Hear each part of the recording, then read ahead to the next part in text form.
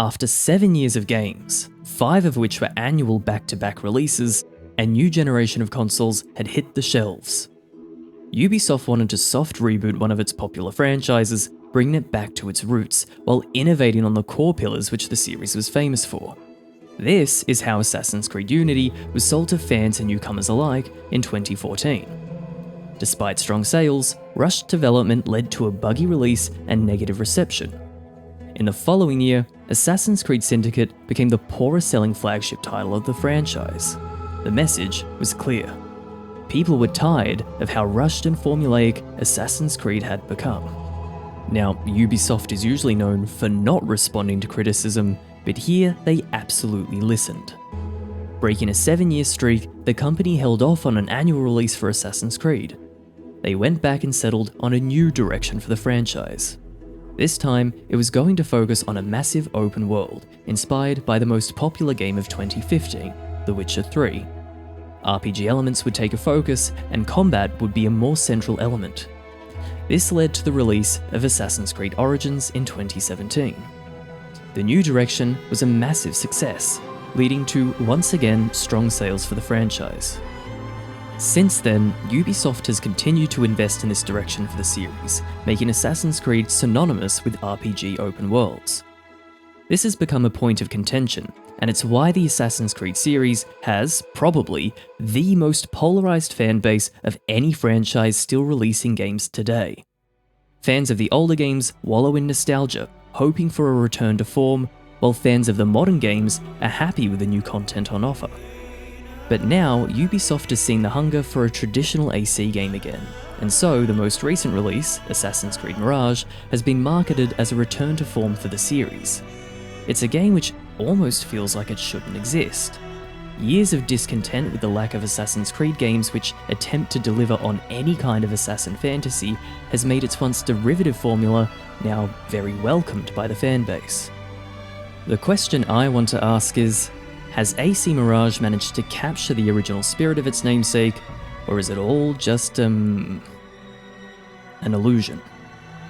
Well, the first logical place to check this would be to see how it pulls off its approach to the 3 main design pillars of Assassin's Creed.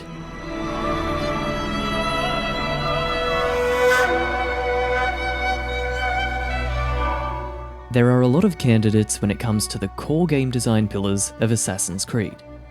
There are the historical settings, the explorable open worlds, the parkour, hidden blades, etc, etc.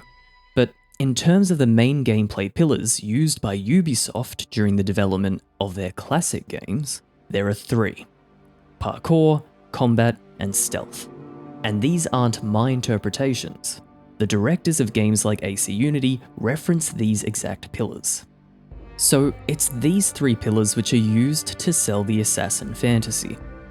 They go even further by keeping the essential thematic links of freedom and free will between games. Parkour gives the assassins a literal extra degree of freedom over the rest of society.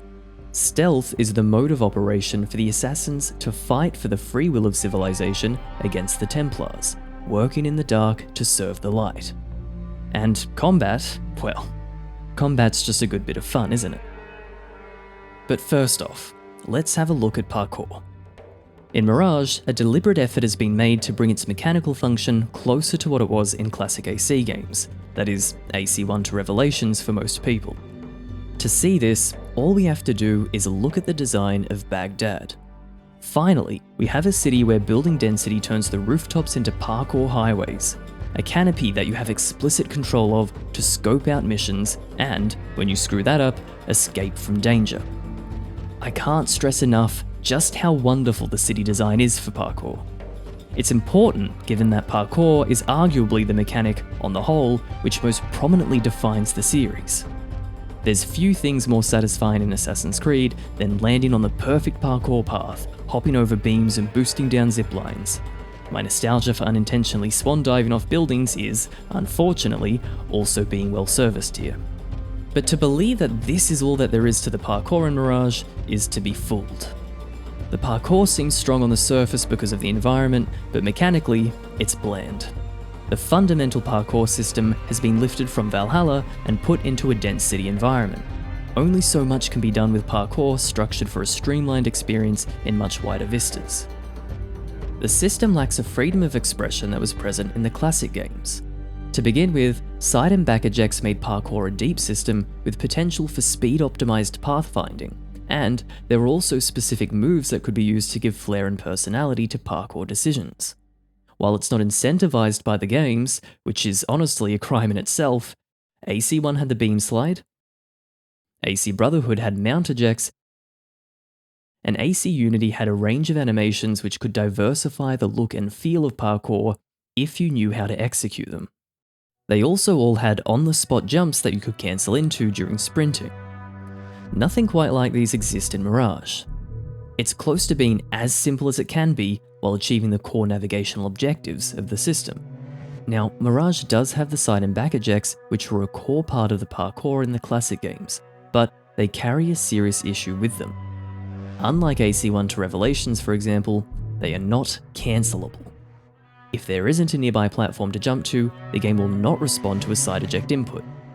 How come I can eject to this platform here to the left, but when I try to side eject to the right, to a lower platform, nothing happens? It's a contextual execution. It makes intuiting when I can and cannot side eject almost impossible, and I can't reliably integrate it into my pathfinding decisions. After a vertical wall run, where I can side or back eject from also depends on how high that wall run takes me. The issue though, and one thing that has been problematic for Assassin's Creed forever, is that it's terrible at making it clear what counts as a handhold.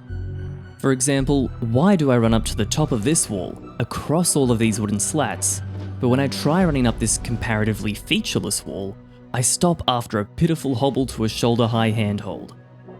On a quick glance, and that's all you get when you're making parkour decisions on the fly, walls which look almost identical can behave completely differently.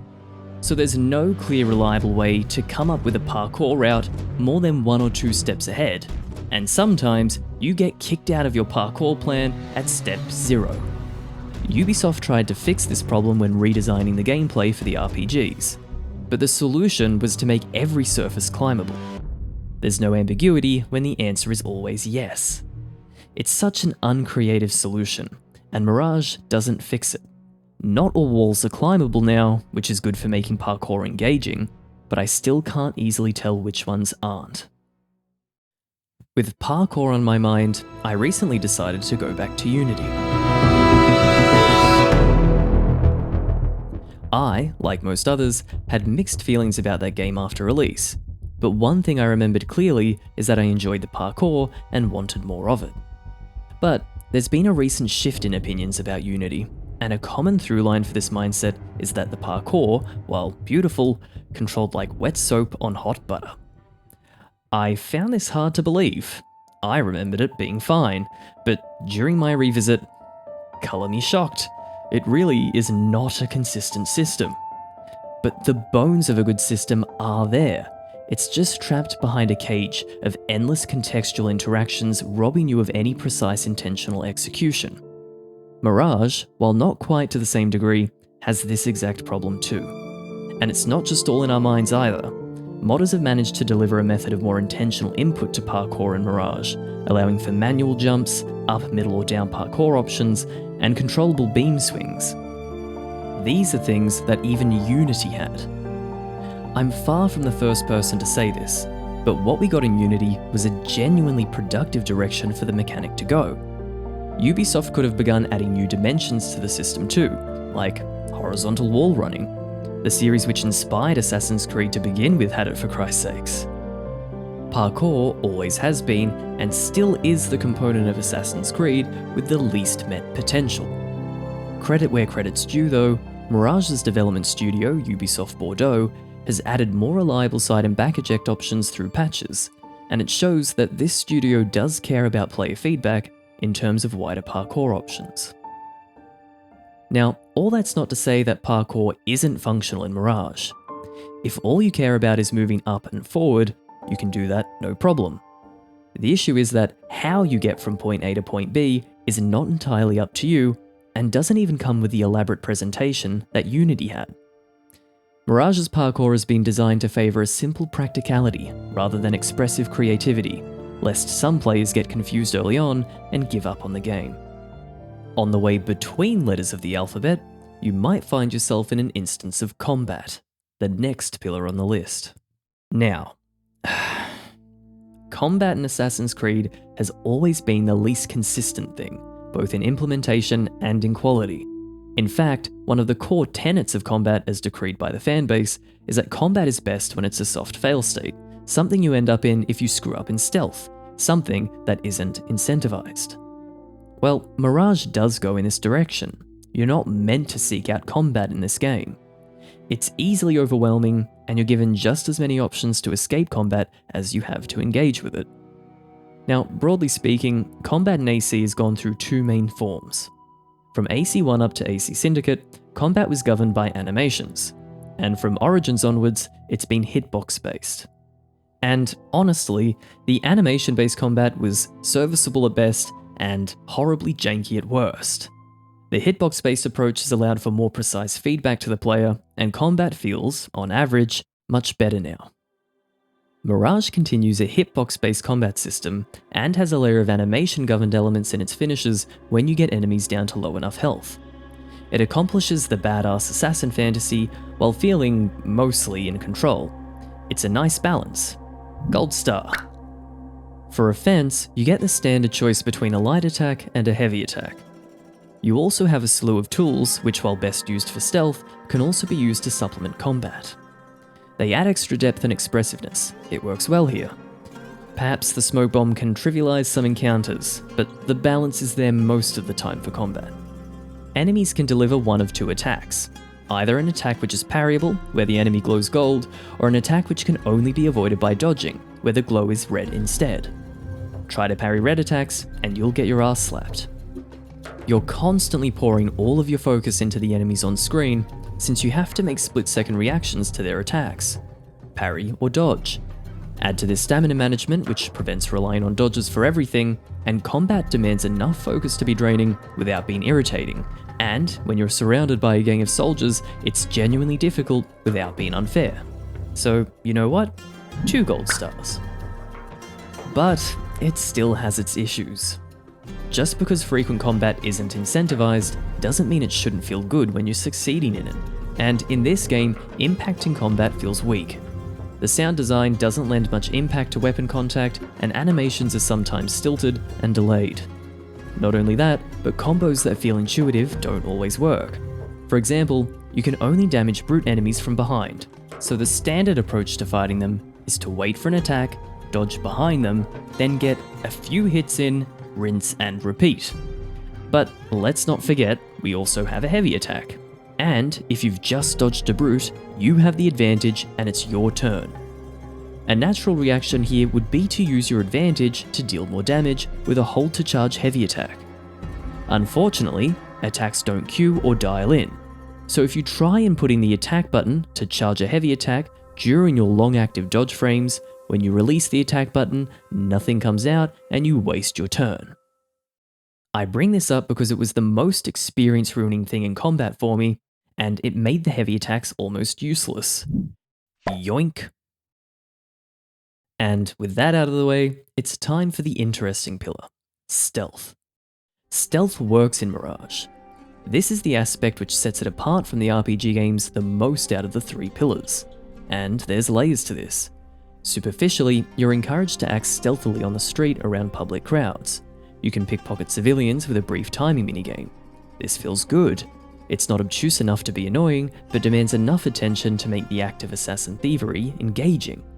You can also pickpocket key items off of enemy guards, meaning that you can make roleplay choices as to what kind of assassin you want to be by either killing guards or ghosting past them, taking only what you need. When you enter a fully fledged stealth mission, you're most deadly from above.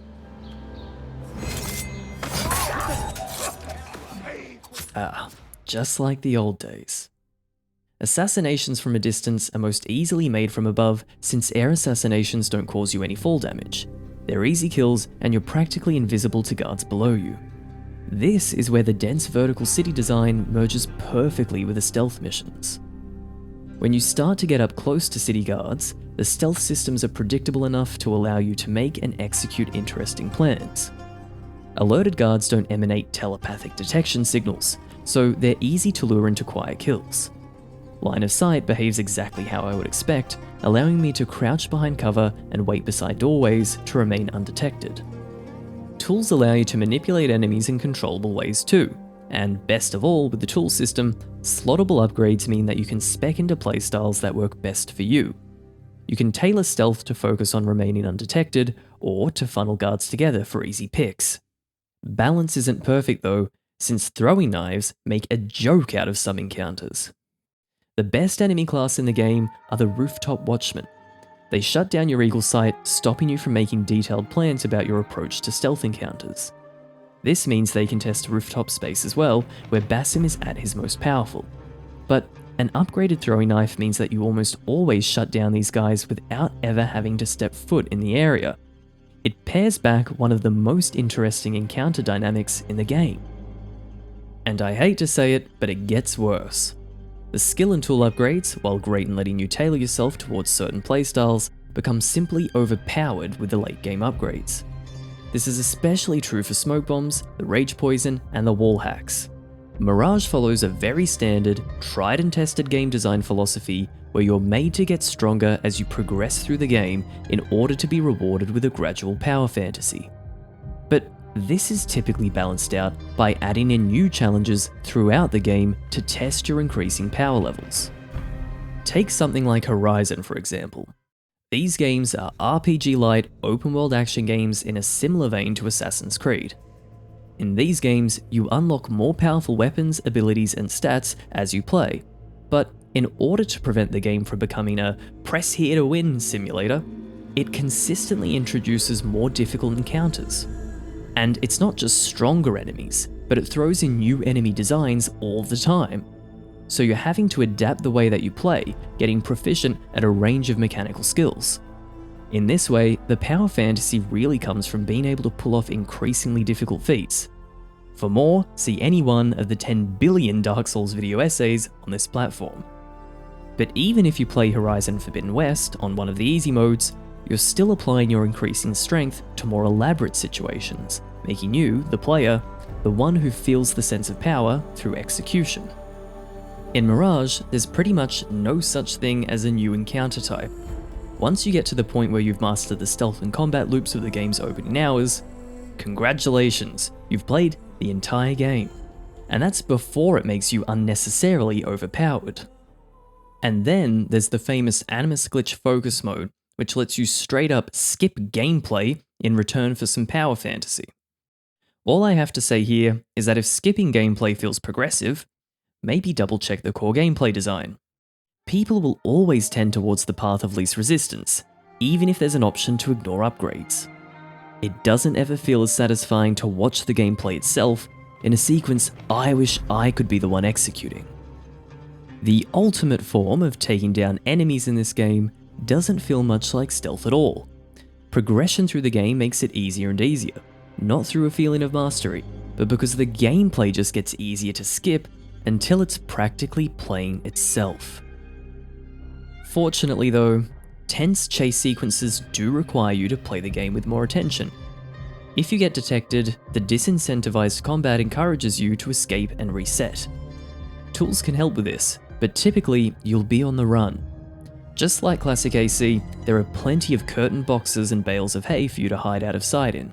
It feels like, in Mirage though, it takes far longer for enemies to both lose sight of you as well as to stop looking for you once you're out of sight, to the point of tedium. It's just too long here. You could use collapsible scaffolding to speed things up, but these are ridiculously sparse. Over my first 30-hour playthrough, I used them twice. Ever. And if you look at achievement data, the amount of people who have used them 20 or more times is less than 8%. They're in the game, but they're not implemented into the gameplay. One nice re-addition to the AC formula here though is social stealth. Let's all rejoice. It can be useful sometimes. In particular missions even, it feels almost essential. Wow Ubisoft, you can have that gold star back. Just kidding, because While it can work perfectly in certain situations, too few moments make any use out of this system. I'm not saying social stealth was never underutilized in the past, but that's not an excuse for the half-hearted implementation in Mirage. Most guarded areas have no option whatsoever to use crowd blending to enter. You're always sneaking in from above. Low crowd density also means that using blending to escape on the run rarely works. The way social stealth is included here just ends up being a reminder of the older games, some of which did this system better. One of Brotherhood's most memorable missions was centered almost entirely on social blending. Speaking of social blending, hireable crowds are also back. But looking at achievement data again, they're simply not being used. The game never puts you in situations where using a musician to distract guards is any more efficient than just throwing a noisemaker. It's a letdown, and while I still get the impression that the intent behind these inclusions is completely in good faith, not enough time was made in the design phase of the game to make them meaningful beyond just their presence.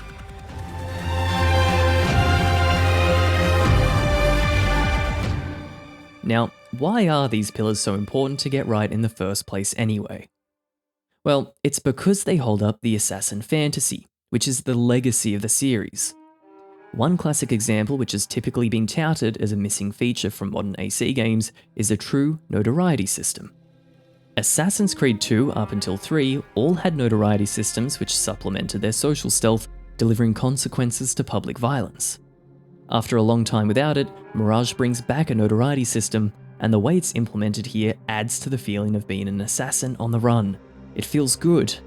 Having 3 different wanted levels that you gradually build up to means that you're always conscious of minimizing conspicuous approaches to encounters, incentivizing a stealthy assassination method. It feels organic too, especially at low wanted levels where citizens will begin to point you out as the guy from the posters. Stop you! I know that face! Bringing the attention of the guards over, rather than just simply turning detection mode on for all of the city guards. Citizens also eventually bring guards over to investigate an area if they notice they've been pickpocketed.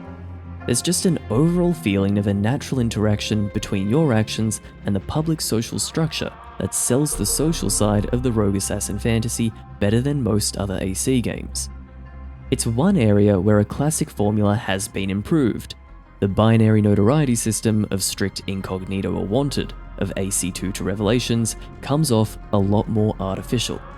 Ultimately though, the assassin fantasy is best experienced through the design of the assassination missions.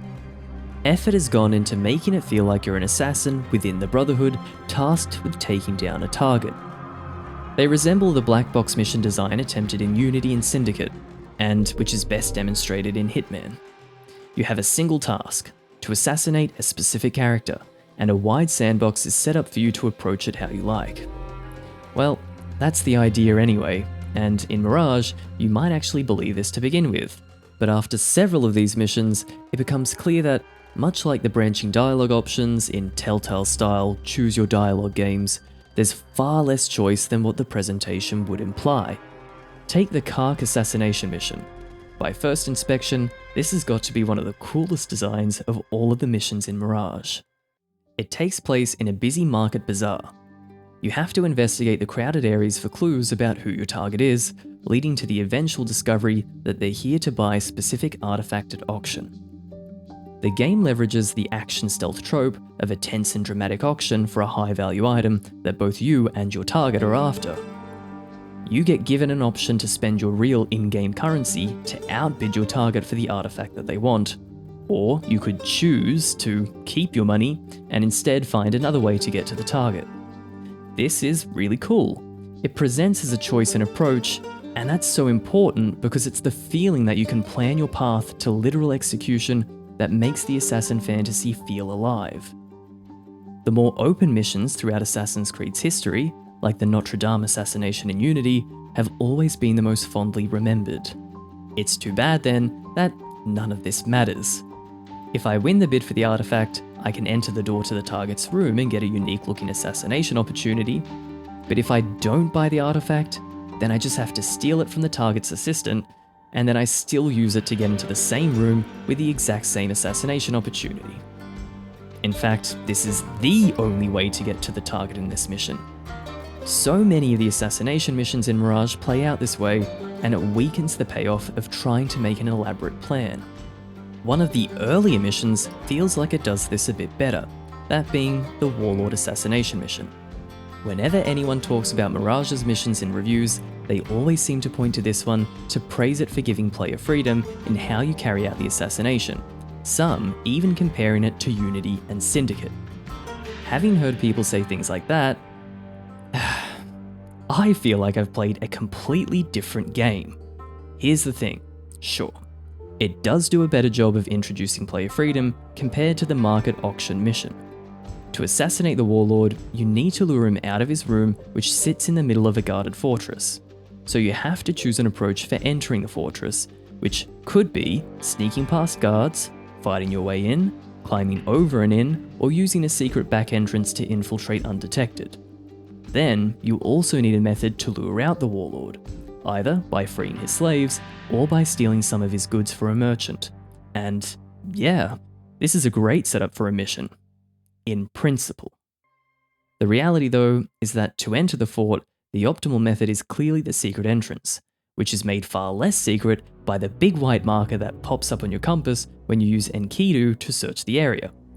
And for the methods you can use to lure out the Warlord, they get tagged as objectives on your quest list and markers on your map once you talk to the right NPC, meaning that you just end up following the game's instructions for one method or the other.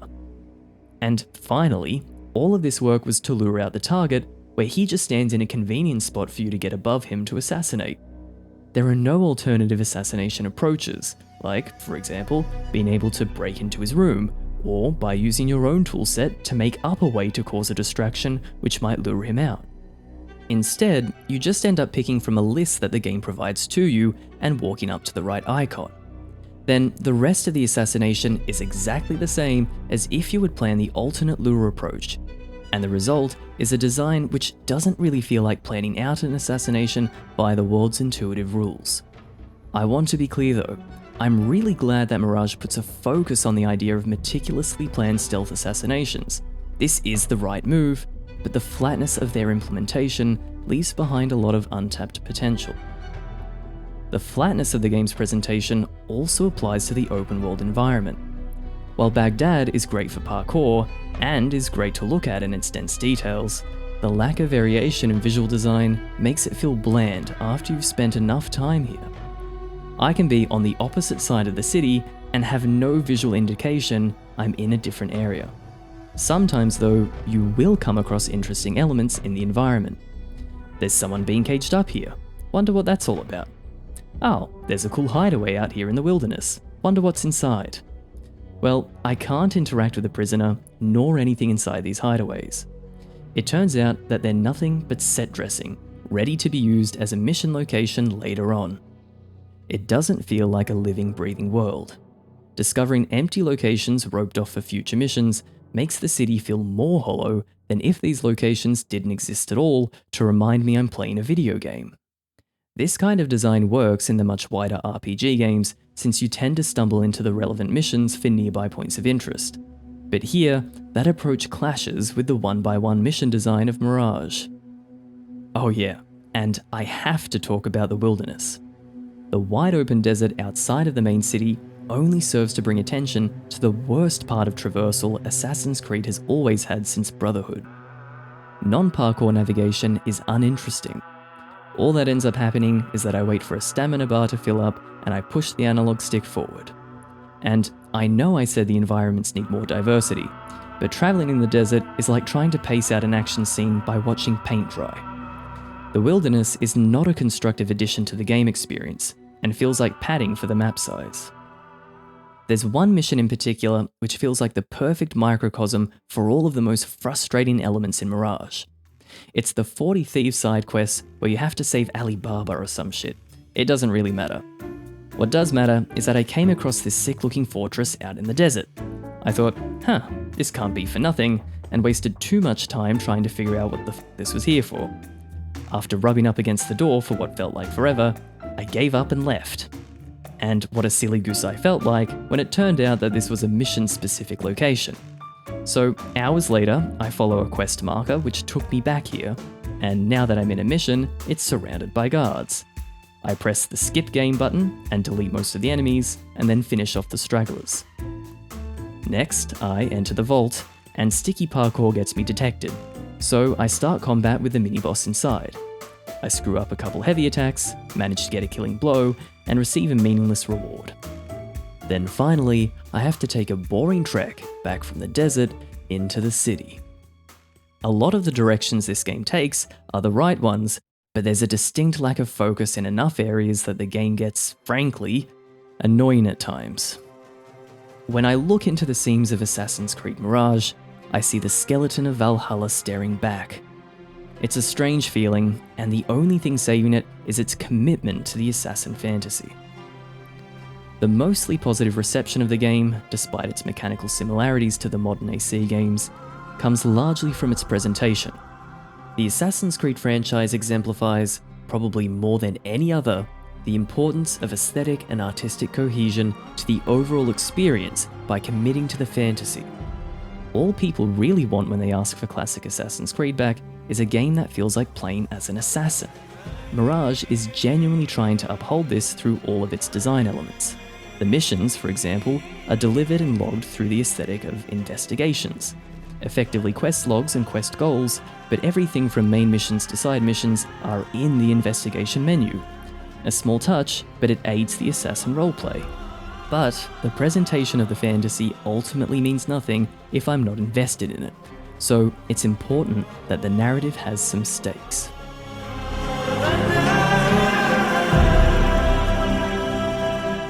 If there's one narrative element that Assassin's Creed games have always shared, it's a strong character focus, and in Mirage, the centre of the narrative is Basim.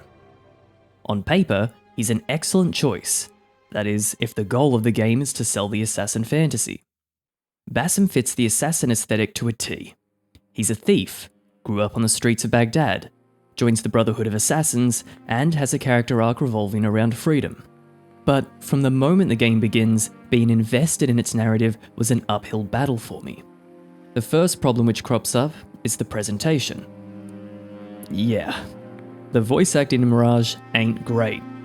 It's flat and stilted, and dialogue delivery between characters has this uncanny valley feeling where people aren't responding to each other and are instead just talking past each other. The three main characters in the game are Basim, his assassin mentor Roshan, and his childhood friend Nihal. These characters might seem interesting, but it's hard to feel any connection between them because of their performances. And those three characters have the most believable performances in the game. Now, I'm not going to claim that any of the actors here are bad at their job. The main cast in Mirage have filmographies of great productions. They do genuinely great work. It seems more likely that the voice direction was responsible for the result. And it isn't helped by the animation nor the lip syncing. Look, here's a scene from Unity 9 years ago. Your father. Go, I'll distract them. What? You're kicking me out? It's complicated. I'll explain later, but for now, out the window. Oh, no. You're not turning this into a repeat of that apple orchard. Stop being such a baby. I'm sure there aren't any guard dogs this time. Go! And here's Mirage. Thank you, Derwish. Listen here, Basim. You want to keep working for me? You keep your head down and your mouth shut.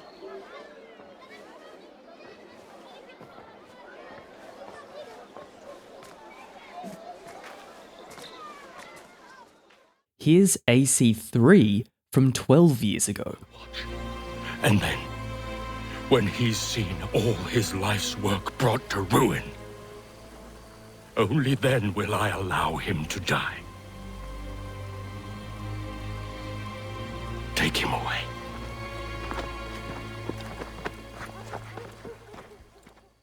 And this is Mirage. Rebecca? That's him. Are you just wandering the camp aimlessly now? No, I have this leather for you. Will it do? They've gotten dramatically worse. The thing is, Lip sync and animations for the majority of scenes in modern AC games are handled by a procedural tool which creates the animations, lip sync, and camera angles automatically. It makes handling the sheer quantity of cutscenes in the large modern RPGs manageable. There's a great GDC talk which goes over this method, and it's a brilliant example of technology being used to achieve production goals. Games as large as Valhalla with, God, 23 hours of cutscenes? Are you kidding? Well, yeah, of course these games couldn't be made without a streamlined approach to cutscenes. So, whether it's to your taste or not, scale is the goal, and Ubisoft knows how to achieve it. I actually have no problem with that. But to some extent at least, the same approach has been used for Mirage, and it doesn't mesh with the more intimate design of the game. Ubisoft Bordeaux is a new and smaller Ubisoft studio, so I get why this was the result. For better or worse though, it's hard to avoid the eye of comparison to the games which it's trying to pay homage to, which delivered their narrative performances much better with younger technology. So, at best, I can give a begrudging pass to the rough performances in some areas of Mirage, but what I can't excuse is the baffling dialogue writing throughout the entire game. Just watch. I cut our enemies' legs beneath them, master. Let me strike while their stumps are bloody. I will unmask them and learn their intent. I have been moved beyond words by her words. Oh. So this is freedom. Yet, I do not see any way out. Come on, really? And then there's the antagonists. There's a lot of antagonist characters in the game since you need a bunch of people to go assassinate. They take the form of members of the Order of the Ancients, precursors to the Templars. But these characters are never fleshed out beyond just a means to an end to have a target for a mission. The game tries to make it look like you're slowly figuring out who your target is until it culminates in a climactic assassination by having you do a few investigation side missions before the main assassination mission. It's a great idea actually, and makes brilliant use of the investigation menu to have you feel like you're stringing together clues to solve a mystery. But what it tries to do in principle is not what happens in practice, because you can do the investigations in any order. There's no progressive build-up to the main assassination mission. Information you gather is vague and general, so the only time you get any proper information about who your target is, it's during a huge exposition dump in a cutscene before the final mission starts. It's actually kind of frustrating. Why do I do all of these investigation missions and then only get a clear sense of who my target is once I read a wall of text at the end of a derivative cutscene? There's no reason to get invested in the characters that you're being told to assassinate. In something like Hitman, the same approach is used, but it works there because the gameplay is designed as the full motivator for your assassinations. It's effectively puzzle solving in a stealth assassination skin. In Assassin's Creed, gameplay isn't as elaborate, and that's okay, but the presentation makes it feel like the narrative should be the motivating factor. It makes the one-dimensional antagonists disappointing. And the freedom of approach to mission order isn't just for the investigations. You can choose which target to assassinate in any order you want from very early on in the game. The story still needs a structured conclusion, of course, so the mission to assassinate the final big bad, the leader of the Order of the Ancients in Baghdad, is the only main mission after the game's introduction with a prescribed order. It must come at the end. The overall freedom of order feels nice, it gives you some choice, but the outcome completely upsets the pacing of the game. Each assassination mission has to be its own self-contained story, since you might have already investigated all of the other antagonists in the game by that point, or you may have discovered none of them. Then the ending of the game just comes out of nowhere because there's been no intentional pacing towards the conclusion. This is where I get into full spoiler territory, because even the arcs for the important side characters resolve themselves very abruptly. Roshan is a supportive mentor to Basim for the majority of the game, but towards the conclusion, she suddenly starts to not trust his abilities and eventually fully turns on him. There are legitimate narrative reasons for this, and it's not poorly written in principle, but the abysmal pacing makes Roshan's heel turn to fight against Basim feel totally unearned. But if we accept this part of the narrative anyway, we get to the ending. The game feels like it's trying to be clever here by revealing a huge twist. The whole time, Bassem's best friend, the only person encouraging him to reject doing only what he's told, has been a figment of his imagination the whole time. This is just the stolen homework version of, and it was all just a dream. That doesn't mean it can't work, but in Mirage, the twist isn't great. It doesn't recontextualize anything except the murder of the Khalifa, which is what instigates the story. While this does help to stress the point that the whole time it was solely Bassem who was responsible for his own freedom, the greater impact of this reveal is to merge the two characters of Bassem and Nihal into one, thus consolidating Bassem's struggle between autonomy or servitude.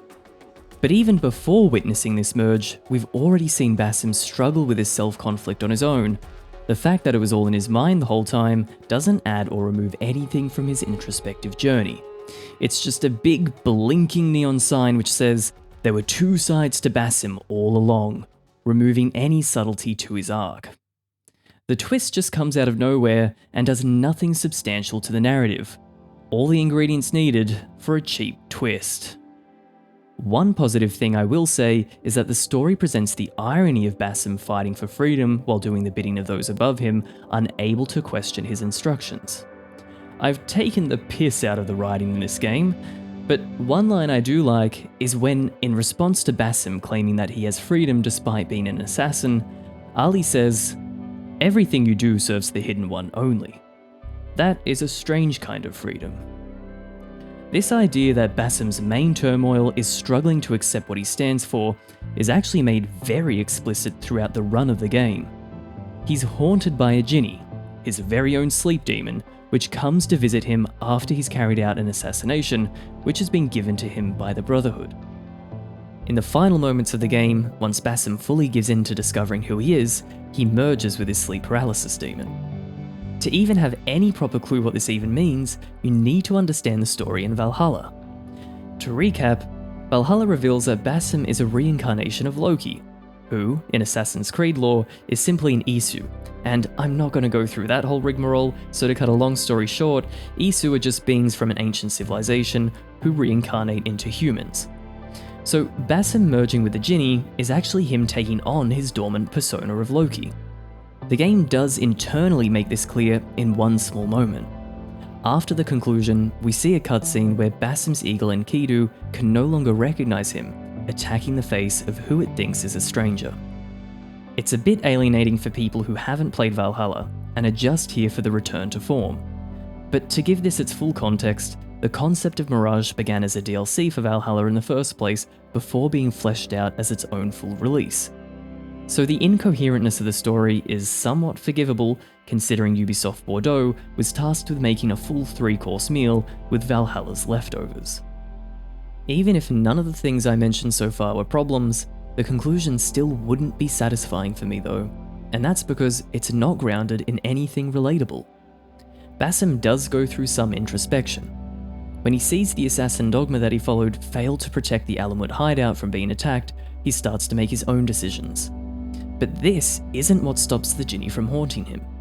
No, he overcomes the manifestation of his nightmares by merging with it. It's a supernatural moment, not something grounded and relatable. And let me be clear, supernatural and sci-fi stories can be perfectly grounded, but character decisions have to be understandably motivated. The ultimate conclusion of Bassem's arc with the Jinni isn't really about his conflict with the freedom present in the rest of the story. It's about tying into a wider supernatural plot, and these two elements aren't linked believably. In Mirage, I don't care about what Loki thinks about freedom, I care about Bassem's journey through it. And yes, I know that they're technically the same people, but as far as Mirage is concerned, Bassem has had his own experiences of the world. The ending feels like exposition of Assassin's Creed lore first and foremost, and a character journey second. It actually makes the story seem even shallower than it actually is. But how much does it matter? Look, if I was smart, I'd put my Assassin's Creed hot take in the thumbnail. But I'm putting it here instead. Assassin's Creed has never had good stories. They've generally had strong characters, people still fawn over Ezio, but the plots were never that good. If I listed all of the retreading AC has done in revenge plots, this video would be a lot longer. And really, that's all fine to be honest. AC has never tried to be highbrow, and it doesn't have to be. The thing that made the older game's plots worth getting invested in anyway was their commitment to the bit. While there was sci-fi and genre, they were still, for the most part, grounded. The universe had its rules established, and that was it. Everything else reacted organically to those established rules. Oh, there's a device that can read the stored memories of my ancestors through my DNA? Sure, I'll buy into that. There's a mystery of some kind of ancient civilization? Yeah, okay, fine. Then everything else from there was a believable reaction to those rules, whether in the modern day or during the historical settings. In Assassin's Creed 1, the game which Mirage takes most of its inspiration from, it ends with a fight between Altair and his mentor Al-Mualim over a mystic artifact from an ancient civilization. It's the culmination of him questioning whether following his mentor was the right thing to do. The fight is as sci-fi as it gets, but Altair is simply reacting to a supernatural situation around him. His character arc isn't defined by the supernatural. Then, in the modern day, we're left with a cliffhanger about how this all fits into the upcoming mystery. And this is where Mirage misses. Its science fiction is no longer a mystery, it's just a meandering jigsaw puzzle of lore, and there's nothing relatable from the main character. There's a particular moment I remember from AC2, which is for some reason stuck in my mind, probably so I could bring it up in passing during an obsessively long video essay. It's the scene where Ezio solves the Apple of Eden puzzle and reveals the map of the entire world. He recognizes it as the world map, but remarks that there are some lands in the map which don't exist. He doesn't suddenly conclude that there are undiscovered regions which are being revealed, but he immediately reacts with the confusion that someone from 15th century Renaissance Italy believably would if they came across this kind of information. Well, at least I believe it. It's a small moment, I know, insignificant in most contexts, but it's the sum of all these small details which make the characters feel grounded and realized. The real problem with the modern AC games in their stories and in their overall direction is that they suffer from a lack of focus.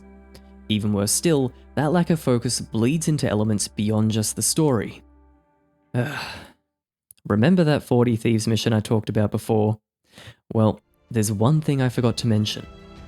If you want to play that mission in Mirage, you need to go to the main menu, navigate through to the Ubisoft store, sign up for a Ubisoft account, spend Uplay credits, and then, and only then, can I finally access it in the actual game I'm trying to play.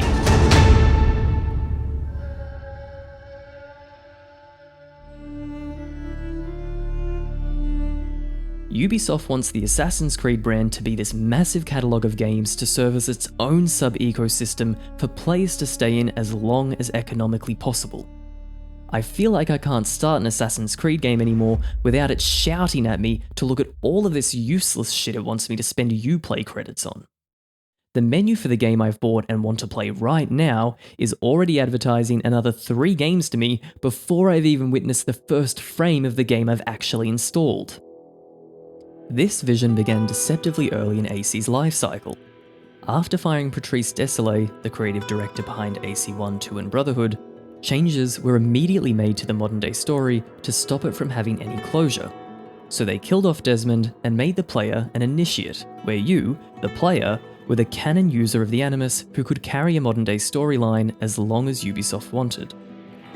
They've started adding actual characters back in now, but the stories are still open and serialized to make way for an indefinitely long franchise, and it looks like even that won't last for much longer. With quantity a core value, AC games have to share a lot of creative elements, and the simpler these elements, the easier they transfer from title to title. Parkour, for example, gets streamlined in Origins, and then that system can be spread across any historical open world you want.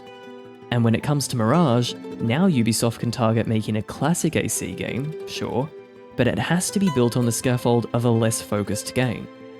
This is why AC Mirage feels bland despite having some interesting ideas. The Assassin's Creed template is a rubber stamp, ready to be dipped into whatever open world ink will achieve the next archetypal fantasy on the never-ending list. And this is really where the crux of fan-base division exists. Fans of the older games complain about a lot of things, but the complaints tend to all revolve around one single element. They want games which focus on providing an assassin fantasy, as opposed to some other kind of archetype like a pirate, warrior, or Viking. There's a famous line which goes around in AC discussions, that Black Flag is a great game, but not a good Assassin's Creed game. And yeah, sure, pirates aren't the same as assassins. It was an interesting idea at the time, and it helped to pace out the Assassin's Creed fatigue that people were feeling after a slightly disappointed reception to AC3. Black Flag is now, as far as confirmed numbers go, the best-selling Assassin's Creed game to date. It was a massive success for the franchise. But Ubisoft still had big plans to soft reboot the series to its core pillars on 2014's next-gen hardware with Unity. And when this was unsuccessful, they naturally looked back over its catalogue and associated the idea of branching out to non-assassin archetypes with player engagement and success. The creative director behind Black Flag and Origins, Jean Gurdon, gives an interview for the 15th anniversary Making of Assassin's Creed book, where he mentions that the success of Black Flag is what inspired the direction to move away from focusing on only an assassin fantasy. Maybe some of this was Ubisoft overvaluing the benefits of the more general historical archetype. However, it's fair to say that releases with the size and frequency Ubisoft wants for AC is fundamentally incompatible with the desire to stay within the confines of Assassin's Creed's classic core pillars and narrative style. Otherwise, franchise fatigue would be even worse than it already is today. I mean, it's really, actually, no surprise that AC's turned into a franchise about following these broader non-assassin archetypes. Video games are the most vibrant escapist medium, and taking on the role of an assassin, a pirate, a warrior, or a Viking are all quintessential examples of escapist fantasies. If anything, it's a surprise it took as long as it did for Ubisoft to realize that they had the market cornered on a cohesive franchise which could offer a full range of archetypal escapist fantasies. But now, they've tried to optimize the financial potential of the series as much as they possibly can.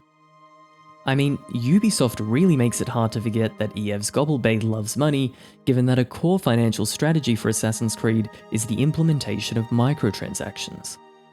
The franchise's business model simply does not prioritize a creative experience, but instead player retention. It doesn't matter if players don't love each and every moment, as long as they enjoy it just enough to keep playing. And if there's tons of content, there's lots of time players have to become invested, buy Helix packs here and there, and sign up for a season pass. Now, in the case of Mirage, it's a more focused game overall compared to Origins, Odyssey, and Valhalla, with fewer checklist items to clear off its smaller map. But the world design and side content doesn't have you engage with the environment any more meaningfully than the RPG games before it. It's easy to forget that Ubisoft used to be lauded for its games in the open world genre. That's why so many open world tropes of today can be attributed to Ubisoft. They worked, that's why they're tropes. Synchronization towers used to be an innovation to get you to explore a map. Their open world design stood out in the late 2000s. They did things few others were doing. But now, the franchise has failed to deliver innovation beyond this era. I'm not trying to sit here and say that modern AC games are bad games necessarily, but it's clear that they favor safety rather than innovation. It's what works best for the brand's business model, and at the end of the day, it's a business. All games are some kind of balance between business and art, and the AC series has been tipping towards one of those directions much more heavily over time. Take Valhalla for instance. Despite having the most complaints of any AC game about its obtusely large scale, it's Ubisoft's most profitable game. In a recent press release, they announced that Valhalla alone has earned the company over $1 billion. A single game. This method makes money. That's why it's not going away. Even Mirage, with a clearer focus on brevity, is constrained to the business model of the franchise and includes plenty of microtransactions. Do they impact the design of the game? I can't say for sure. I wasn't there in the design meetings, and I prefer to assume good faith where I can. But if it has, it's not egregious. although I can't easily say the same thing about the RPGs. And for the franchise as a whole, the most frustrating thing is that the AC brand is trapped in Ubisoft's hands. Plenty of people talking about Mirage recently have said that Assassin's Creed has an identity crisis.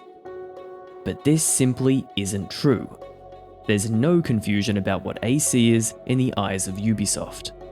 It doesn't have an identity crisis, it has identity dilution. Ubisoft knows exactly what it wants to do with the franchise. They have a 10-year roadmap after all. It's just that plan includes spreading out AC's identity to be as malleable as possible so they can make it fit whatever game they want to make. The lack of creativity in the franchise hasn't got anything to do with the quality of the work. Hundreds and sometimes thousands of extremely talented developers, most of whom do care about what they're doing, work on these games. They're just made under extremely tight constraints, and not the kind that encourages innovation. And it looks like those constraints are getting even tighter. At the time of writing this script, recent leaks on Assassin's Creed Infinite, the planned hub platform for all future AC games, have revealed that the idea behind the platform is to turn the whole series into an interconnective live service. Instead of installing the game that you feel like playing, you have to install a live service hub, within which you can choose one of the many Assassin's Creed games on offer. The current plan is to have item shops with daily and weekly cosmetic rotations, and the cherry on top is a battle pass with narrative elements. Truly an ungodly emulsification of artistic and corporate language that should be illegal to speak. The links between upcoming games look to be becoming more platform-based rather than narrative-based as well. AC Infinite has been described as following an initiate-style approach where you are the Canonanimus user, the same thing they've tried before. Increasingly, the modern-day lore isn't given care and attention because too much meta-narrative investment means more investment needed for new players to get into the franchise, endangering the plan of amassing as many people as possible into an increasingly insular ecosystem. It makes the release of Mirage mark an interesting point in time for the Assassin's Creed franchise. The series has gone through several distinct eras over its history. AC1 and AC2 were narrative-focused games with a strong iterative vision and a planned trilogy with a narrative closure. But then AC Brotherhood to Syndicate represented the annual release era of AC, where rapid iteration was the goal. Finally, Assassin's Creed pivoted in a new direction with Origins in response to the poor reception of Unity and Syndicate.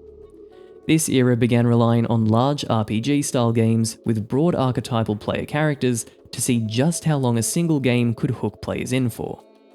Now, the series sits on the precipice of something that hasn't happened before. The series is about to double down on its current trajectory, leaning more heavily into its live service elements and its flexible pool of characters and settings. Ubisoft wants to own a machine which can dip into any archetype or historical setting with the razor-sharp efficiency of a factory assembly line, and the creativity of one. Look elsewhere in the industry, and it's clear that successful games don't get made by accident. Financial failures have followed Embracer Group's attempt to accumulate gaming IPs. Amazon Games couldn't make their own successful game with capital investment only. And Google Stadia's legacy as a gaming platform is nothing more than the punchline to a joke. Companies try to buy their way into the industry all the time, and almost never do they succeed. Money is not enough to make a financially successful game. One of the safest ways to have an efficient money-making machine in this industry is to have a streamlined production process, even if it's at the cost of, say, the performances in a narrative-focused game. You need a franchise with brand recognition to get a minimum viable baseline of customers to make the release profitable, and you need a malleable product that can suit the flavor of the day. Ubisoft knows exactly what it's doing, and it has no reason to do anything else. Classic AC is the bonus side project with the added benefit of fortifying brand recognition. Playing through AC Mirage is a very strange experience. It has its moments of genuine fun. It has moments where I feel immersed in the Assassin's Creed identity, which has been missing for a long time, and it makes me curious about the potential of the franchise again. But the most prevalent feeling above all of this is a bittersweet longing. It feels more like a reminder of the cohesive vision AC used to have, viewed through the lens of what AC has become. The reality is, it's an homage, not a leap forward. But the thing is, it never claimed to be anything else. How can I really be disappointed with it when the machinery behind the game is the root of my frustration?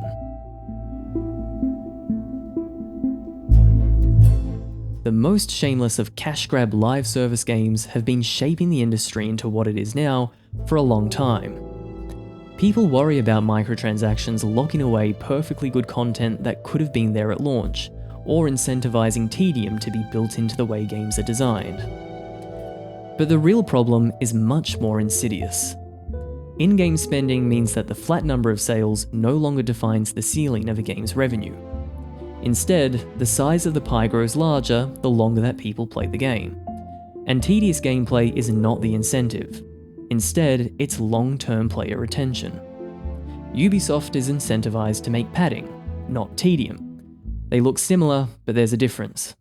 Because padding is a void of creativity, but unlike tedium, it doesn't necessarily produce something unpalatable.